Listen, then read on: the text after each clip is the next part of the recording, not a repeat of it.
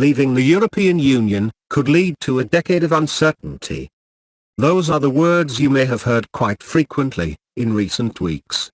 Whether it be from MPs such as David Cameron, or from the banks, or even from Brussels themselves, they are indeed correct. They'd also be correct if they were to say we'd face uncertainty if we vote to stay. If we remain in a reformed EU, you know what you're going to get. You know how to do business. You know how to create jobs. You know how to continue with our economic recovery. If we leave, 7 years potentially of uncertainty. And at the end of that process, you still can't be certain that our businesses will have full access to the market. So it could cost jobs. It could mean businesses, overseas businesses, not investing in Britain. It would be a step into the dark, a real risk and uncertainty. And that's just the last thing we need in our country right now. You'll be familiar with the phrase, nothing is certain, and that's certainly true. Uncertainty is a time-based word. It is amplified by time. The longer the duration, the bigger the uncertainty. Can we be certain of tomorrow's weather? Are you certain of what you'll be doing next week? What about next month? How can you be certain of where you'll be a year from now? With the referendum rapidly approaching, June 23rd is a tremendously important date for the UK. And there's one thing that I am absolutely certain about. And that is, I have never felt so strong about a political decision in my life. Uncertainty is exactly what defines my decision to want out of this undemocratic political party of unelected individuals, completely unknown to the majority of the British. When Sir Edward Heath signed the UK into what was then the European Economic Community back in 1973, we knew exactly what we were joining. Even though he did it without asking the British people first. But what was then a common market of 9 states has morphed into a 28-member European Union with a single market. And for most, a single currency. But it goes much deeper than economics. And the major concern for me is sovereignty. The concept of governing ourselves, as a sovereign country, is under serious threat from the European Union. There are tens of thousands of European rules and regulations. And it is argued that anything up to 65% of UK legislation comes from Brussels. And while politicians will argue over this figure, the House of Commons Library admits it's possible to justify anything between 15 and 55%. Now how's that for uncertainty?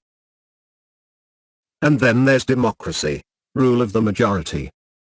It is our democratic right to vote for whom we would like to govern us and our country.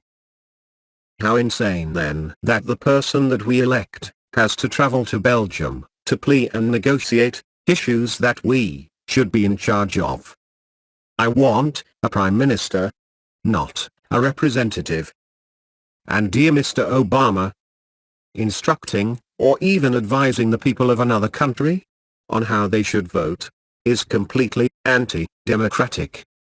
And in the name of democracy, you should have told Mr. Cameron to piss off when he came asking you to have a word with us.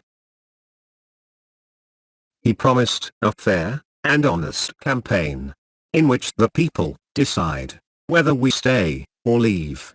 But so far, David Cameron has done nothing but try to strike fear into the heart of Britain with his scare tactics. He'll swear that they're facts, but they're not. They're just opinions. And to spend the best part of 10 million of taxpayers' money on a pamphlet which he posted out to every house in the UK is ludicrous. A pamphlet which told us nothing he couldn't have said, and already has done, via a broadcast from the House of Commons. We are a great country, and whatever choice we make, we will still be great.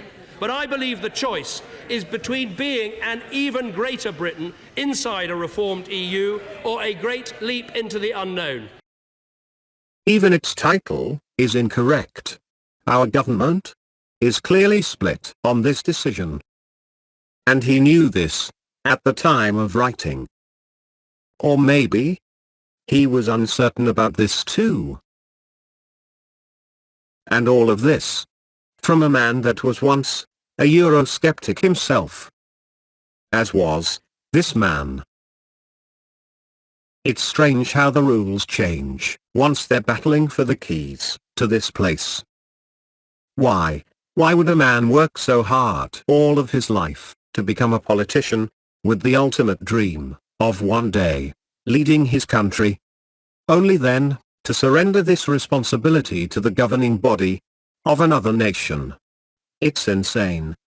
Why become prime minister and then let others dictate the laws of your land? If you don't want the job, then why push for it? So back to my point. We can never be certain of our economic future. Yes, we can have a strong economy. But it can also collapse in no time at all. So why, in 2016, why are politicians still debating the economics of the EU? As I mentioned earlier, it is not the European Economic Community anymore. And therefore, it is no longer entirely about economics. It hasn't been since the 90s.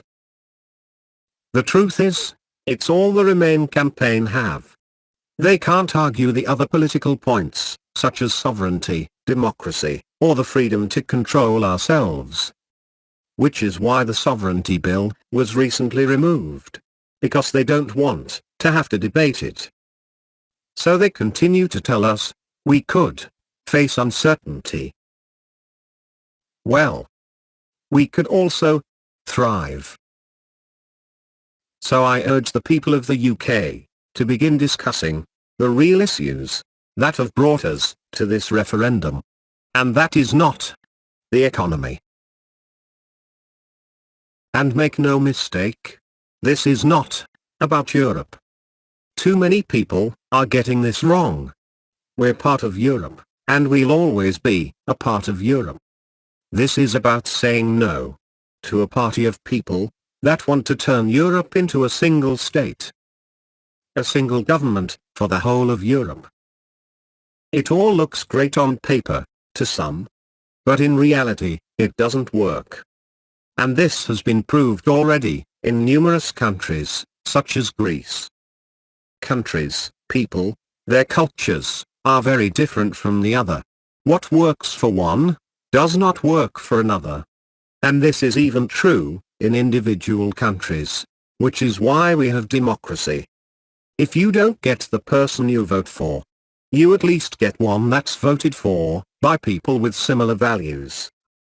But there isn't any democracy in the European Union. We can't vote them in, we can't vote them out, and neither can the rest of Europe. This is not how a democratic society works. How can we tell the people of Greece how they should live? How can the people of Germany tell the people of Sweden how they should farm their crops? And how can Brussels tell the whole of Europe how they should spend their money? Every country deserves its own identity. You can't just throw it all together and mix it up without a lot of people suffering in the process. And mark my words, there are many European people that also want out. It's not just us. And there are many European countries that will be keeping an eye on our referendum. Let's take back our independence. Let's make June the 24th of each year the day we celebrate our freedom, with parties in the street and fireworks, when we sit out behind the barbecue on a hot summer's night and drink a beer to the referendum. I'm Danny Harris, and this is my virtual world.